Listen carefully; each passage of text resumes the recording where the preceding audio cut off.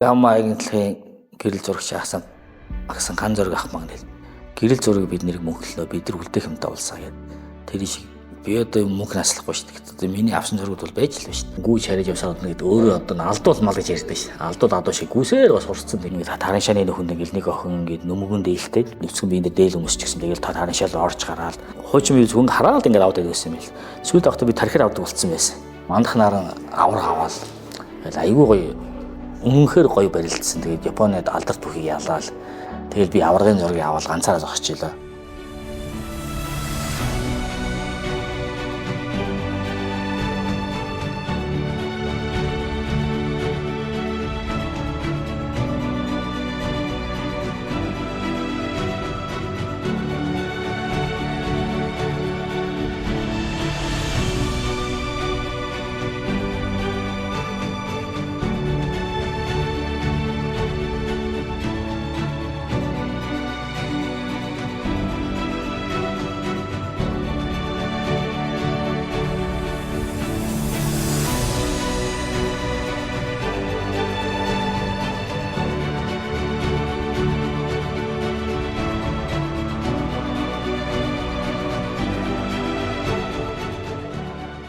Ямааг инфатрийн харцаг гэдэг. Тэгээд би 10 жилийн 1-р хороолд 80-р сургууль төгссөн. Их Монгол дээд сургуулийн сэтгүүлчид төгссөн.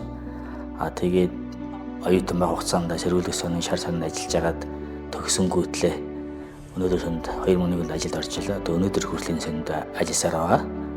Тэгээд ерөөсөө л энэ гэрэл зургаар амьдарч амьсгалж бүр өдөрт би зөвхөн орондоо л камераас салдаг. Гэтэ миний орны ажил камер бол байж л байна. Хизээд ч уцаа унтраагүй санныхан гэрэл зургийн албыг түүчээглэх жаваад өдөрөөс таслах хэрэг байхгүй надад. Тэгэл нэг энгийн гэрэл зурагчин залуу байна.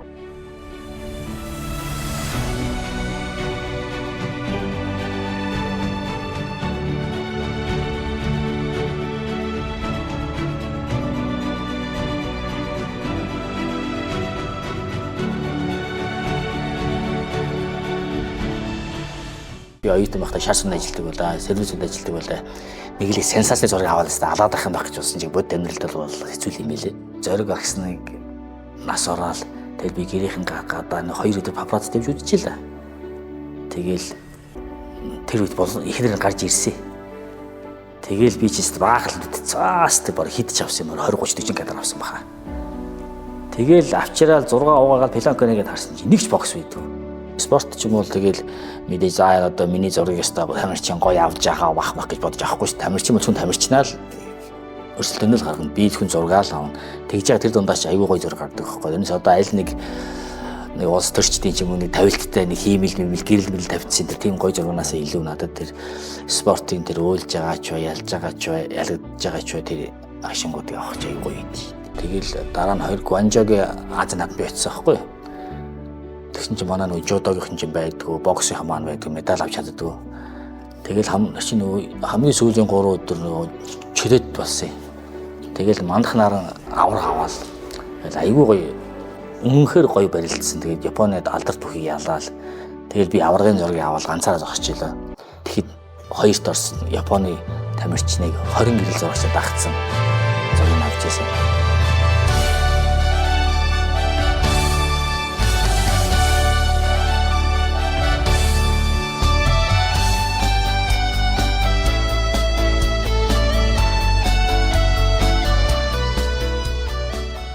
Ямаагийн гэрэл зурагч ахсан ган зураг ах маань гэрэл зургийг бид нэр мөнхлөө бид нар үлдээх юмтай улсаа гэдэг. Тэр шиг би одоо мөнх наслахгүй шүү дээ. Одоо миний авсан зургууд бол байж л байна шүү дээ. Хуучин би зөвхөн хараад ингээд аваад байсан юм байл.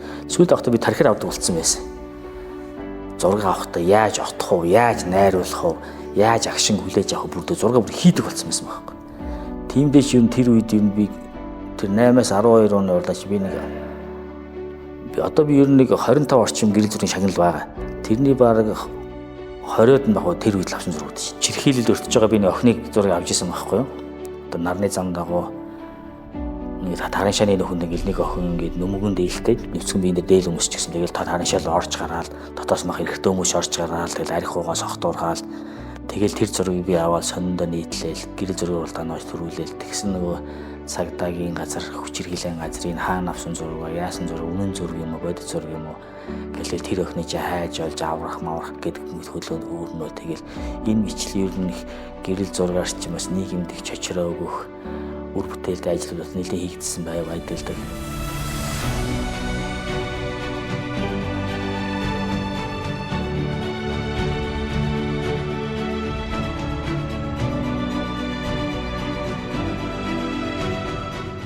Баггүй том хүү энэ жил урлын үстэйдэд их гоё дүр бүтээсэн.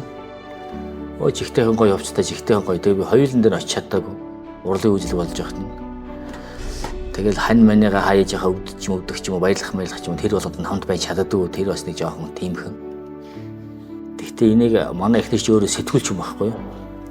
Тэгээ сэтгүүлч хүн ойлгоод тулдаал тэсдэг байх гэж би боддоо ш. Тэгэхгүй л өөр хүмүүс тэсгэд хэцүү баха. Тэгээд энэ утгаараа би ч бас өөрийгөө тийм сайн хань, сайн аав гэж боддгоо шүү дээ. Тэгэл нэг сонин гарахаас нөгөө сонин гарахын оронд л амьдрал боцолж байна даа.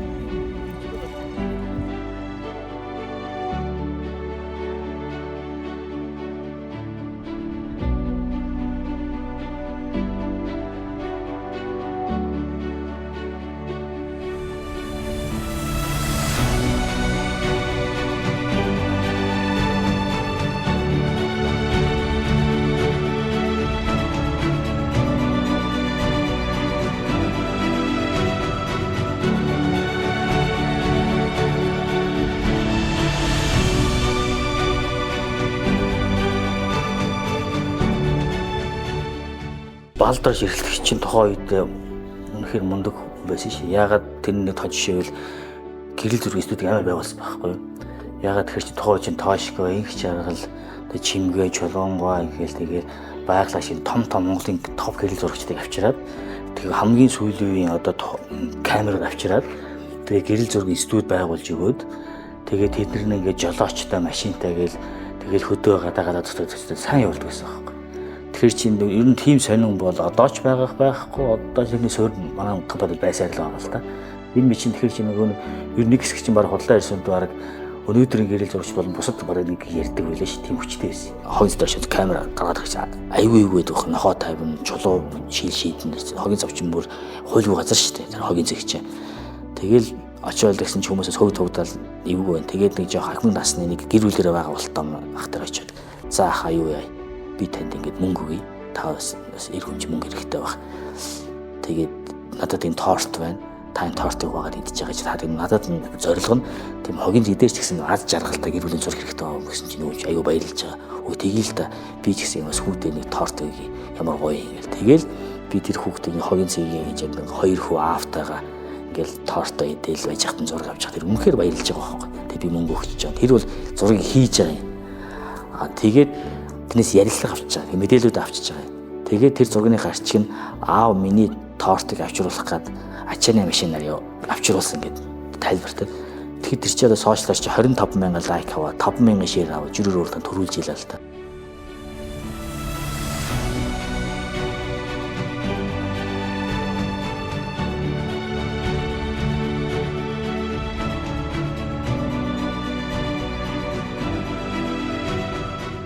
Би ер нь 20 нас хүртлээр ер нь өвчин гэж юу байдیں, үхэл хасаж юу байдгийг мэдэхгүй байсан л да. Тэгэл 20 нас хүрчээл өвөөгөө алдаал, тэгээд төдлөө нэгэл ээжигээ алдаал, тэгэл айгу би одоо үзэх хүн зовлонгийнхаа гол ачааг үүсэл юм болов гэж боддоо ш. Тэр л их хүнд юм байлээ. Хүний газар ээж чинь нас орсон шүүгээл хэлсэн чил би их олоолаа байсан л да, найзуудтайгаа солонгосон. Төөх би найз нэгэл ээжигээ алдчихлаа гэдгсэн чил өдөр гайхаад байсан. Гүчи жилийн уйлж мөйлдөх юм уу гэж юм уу, уйлах би ерөөс уйлж чадахгүй. Уйлна гэдэг чинь бол харамс. Бас уйлж бол бас уйлчмаар л байна. Тэгж харамсд бүр уйлж чадахгүй юм чи. Ягаад гэхээр чи би чи өөр айлын ганц хүн. Тэгэл аав маань жоо хуудаг, одоо шүртэл уусаар л байгаа. Тэгэл амьдралд ачаа баг өрцсөн. Манай ээж бүх ачааг нуруунд дээр авч ийсэн. Тэгэл Тэгэл ээжийг алдсан гэхээр би бүр ээж над руу ярьжсэн. За минийх одоо ээжгүй болох юм даа гэлээ. Та яг ингээд алюминий мод харчаад альма урах цагт л нас орчлаа. Тэг хүүн одоо удахгүй очиж штэ гэж ярьжсэн.